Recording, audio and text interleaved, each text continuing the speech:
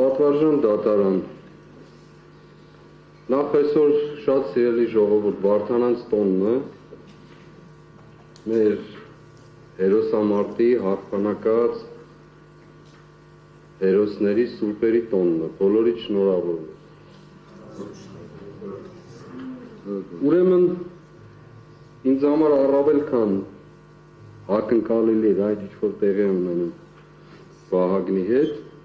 Պարոն Չախալյանի և մինչև հիմա էլ անհասկանալի է։ Ինչպես է պատահում այսպես կոչված արդարադատությամբ ապրող երկրում 18 հոգու նույնական մեղադրանք ստորակետներով անդերձ, բայց տարբեր որոշումներ։ Սա անհասկանալի է ինձ համար։ Եթե որևէ բանական մարդ կա, որ կարող է բացատրել եւ հասկացնել, ես պատրաստ եմ ներողություն խնդրելու։ Եթե պաշտպանները կարող են ինձ ցույց տալ գործերի մեղադրանքների մեջ որևէ տարբերություն, անգամ կետադրական, խնդիր չկա։ Եկ ընդունում։ Բայց չկա դա, հասկանալի է, թե ինչ է տեղի ունենում։ Այո, այսօր պատժվում է ոչ թե Վահագն Չախալյանը, այլ իր ընտանիքը։ Հիմա ինչպես ուզում եք մեկնաբանեք, ինչ կերպով ուզում եք մեկնաբանեք։ Իսկ դրա հիմքերը կան, պատվարժան դատարան։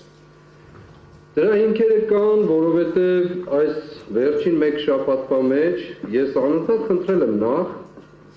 որ մեզ հնարավորություն չի տրված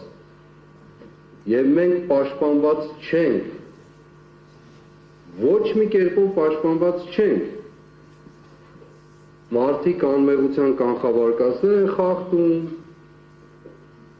դատարանի վրայով են անցնում, կներեք, որ այդպես եմ ասում, դատական գործընթացի մեջ գտնվող գործի վերաբերյալ ուղղակի ուղղորդում, քիչ հետո կկարդամ, հրահանգավորում, ինչ ասեմ, թելադրանք, ուղղակի կամ անուղղակի տեղի անում, 3-4 դա բացահայտվել է։ Մեկ շաբաթ առաջ մարդ, որը հայտնի է մեր հասարակությանը մարդկանց վրա թքելով, Մոսկվայում, այն նախորդը եվրոպական ատյանում,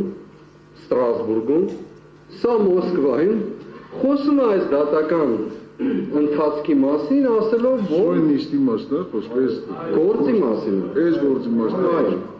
ասելով, որ այս մարդիկ մեղադրվում են ոզնիներ գործածելու եւ այլն, Յուժի ոզնիներ գործածելու մեջ։ Մարդ, որը հայտնի հասարակության իր վարկով մարդկանց վրա թքելու պատճառով, միայն ուրիշ արժանիք չկա այնտեղ, ոչ էլ կենսագրություն։ Երկրորդ, պատվարժան դատարան, սրան ոչ մի արձագանք, ոչ մարդու իրավունքների պաշտպան, ակնհայտորեն ոչ դատարան, որևէ կերպով։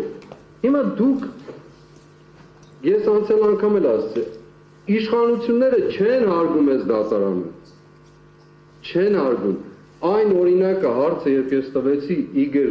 Սարգսյանի եւ Կարո Օկոմուշյանին չբերելու դատարան, ես պատահական չտվեցի պատահական, որովհետև այն ինչ որ տեղի ունենում մեր երկրում, դրա տրամաբանական շարունակությունը արտահայտվում է դատարանի նկատմամբ, ոչ թե դատարանի նկատմամբ։ Իսկ ինչ է տեղի ունեցել 3 կամ առաջի օրը հանրային եթերում, կարդում եմ պատվարժան դատարան։ Ոչ ոք չի ասում, ոնց կարող է հոգևորականը պլանավորի, որ Հայաստանի մայրաքաղաքի մի մասի կամ հանրապետության էլեկտրական մատակարարումը դադարեցնի, սաբոտաժ անի, երթևեկությունը կասեցնի, խոսի մարդկանց պատերի տակ գնդակահարելու մասին։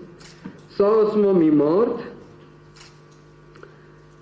եւ դրանից առաջ, այո, ասում է, որ սա աշխարհում ռադիկալ իսլամիզմին է նմանեցնում եւ խոսում է հայ եկեղեցու մասին որպես օտար պետություն պետության մեջ։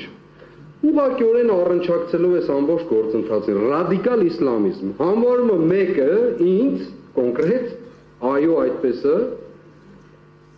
ով ինքը իր վարկով ծայրահեղ տոտալիտար աղանդավորական դրսևորում ունի ամբողջության մեջ։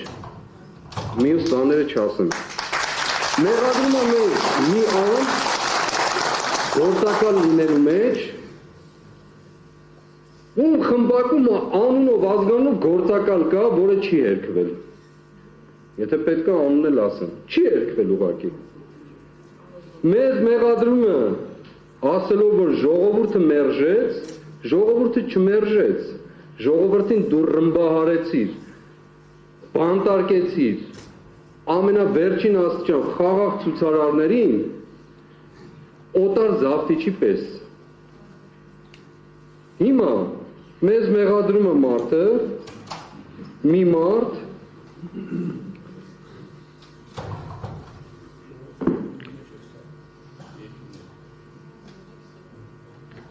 մի մարդ է մեզ մեղադրում, ով Արցախ է հանձնել, վաճառել,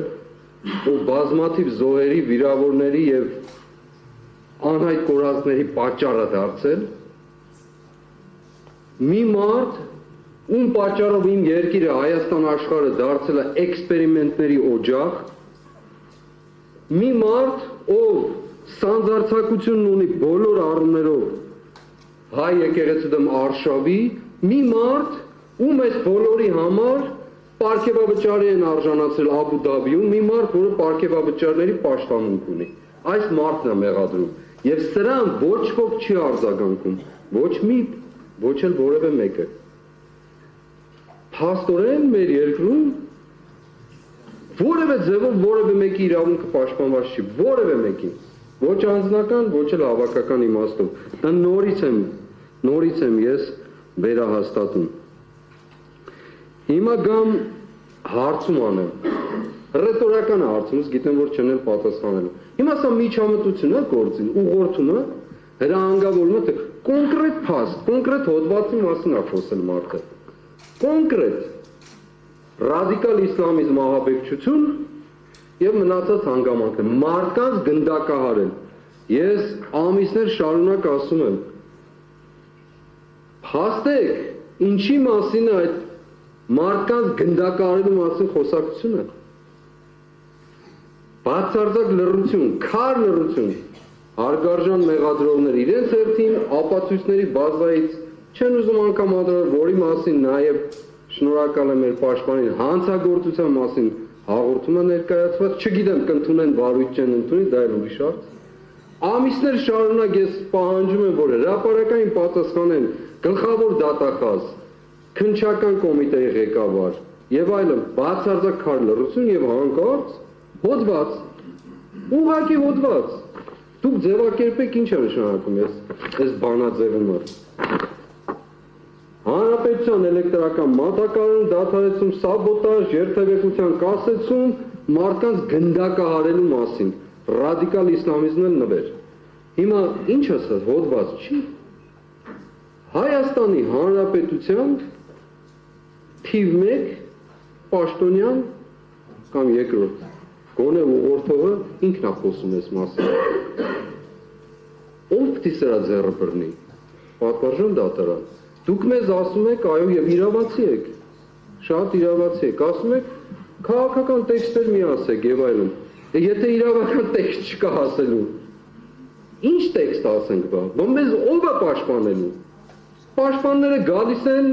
որևէ կերպով իրավաբանության հետ առնչություն չունի իրենց անելիքները։ Մարդիկ կամ սոցիալական աշխատողի կարգավիճակում են, կամ էլ թե չէ ուղղակի քաղաքական տեքստերով ուզած-չուզած հանդես եկող։ Խնդրեցինք, աղաչեցինք, պաղատեցինք, ճակերտավոր ասած, որ այդ ապացուցողական բազայի մեջ ներկայացրեք այս հարցերը։ Բացարձակ ոչինչ։ Դրա համար էլ պատվարժան դատարան։ Այն մեկը գնում է Ստրասբուրգում է խոսում, այն մյուսը գնում է Մոսկվայում է խոսում, ընդ որում հիբրիդային պատերազմի մեջ մեղադրող Մոսկվային խոսում, այն մյուսը հանրայինի եթերով ուղղակի հոդվածն է կարդում։ Հիմա դուք ուզում եք ինձ ասել, որ ուրիշ կերպ է լինելու։ Ես շատ մեծ տարակույս ունեմ եւ Վահագն Չախալյանի այս դեպքն էլ դրա վկայություններից մեկն է։ Իսկ ինչ մնում է քննչական կոմիտեի ղեկավարը։ Դուք չպատասխանեցիք իմ հարցերին, չես էլ պատասխանելու, այո, նա այլով եմ խոսում։ Դրա փոխարեն Թրաֆիկինգի ենթարկվող քննիչներին ուղարկում ես մարկանց տները, մտավորական մարկանց տները, գնալու զենք զինամթերք փնտրելու։ Եվ այո, հանցագործություն ես անում, դրա պատասխանը պիտի տաս դու։ Եվ դու եւ քո մնացած բոլոր թրաֆիկինգի մեջ գտնվողները։ Եվ դա ստիպված եմ ասել։ Այո, մարդկանց ուղարկում են գնալու տները, մտավորական տարբեր մարդկանց տներ, զենք զինամթերքի խուզարկության։ Ցավում եք ուղում։ Քննչական կոմիտեի ղեկավարին, որից մենք պաշտպանված չենք,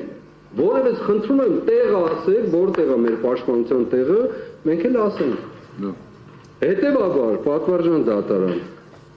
ես վերստին հաստատում եմ ասելով, կրկին ու վերստին, բացարձակ կասկած չունենալով, ցավոք սրտի, ես շատ եմ ուզում, որ այդպես չլինի, բայց այդպես է լինելու, հոդվածը արդեն տված է,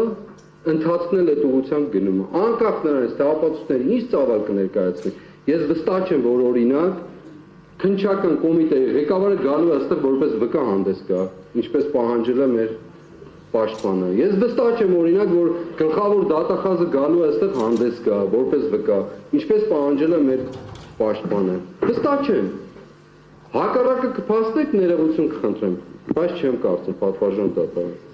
Որովհետև ի սկզբանե ամենասկզբից սկսած այս գործը բացարձակ կապ չունի ոչ ահաբեկչության հետ, ոչ էլ ահաբեկիչների հետ։ Այս գործը կապ ունի մի մարդու քմահաճույքի հետ, որի վախերի ու սարսափների պատճառով այսօր մենք այստեղ ենք գտնվում։ Այո, վախկոտ մարդու հետ։ Եվ դա պատճառ է եղել նրա, որ մեր երկիրը այսօրվան հասնի թե քաղաքական իմաստով զավթված իշխանությամբ, տապալած սահմանադրությամբ, բոլոր օրենքները խախտած, տասնյակներով ու հարյուրավորներով, թե կրթական, թե մնացած բոլոր ոլորտներով։ Պատվարժան դատարան, ես իմ հայտարարությունն արեցի, ասելիքն էլ ասեցի, մնացածը ձեր անելիքն